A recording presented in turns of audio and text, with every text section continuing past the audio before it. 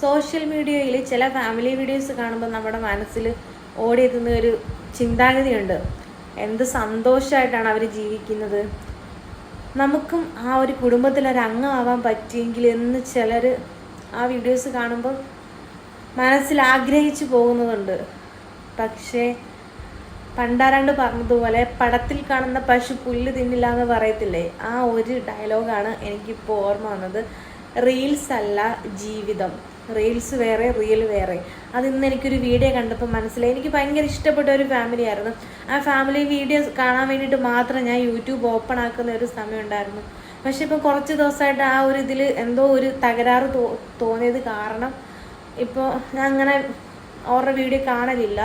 പക്ഷേ ഇന്ന് എനിക്ക് ആ വീഡിയോ കണ്ടപ്പോൾ ഭയങ്കര സങ്കടമായി. ഒരിക്കലും അങ്ങനെ ഒരു ലൈഫ് ആർക്കും കൊടുക്കരുതേ എന്ന് പ്രാർത്ഥിച്ചുകൊണ്ട് നിർത്തുന്നു.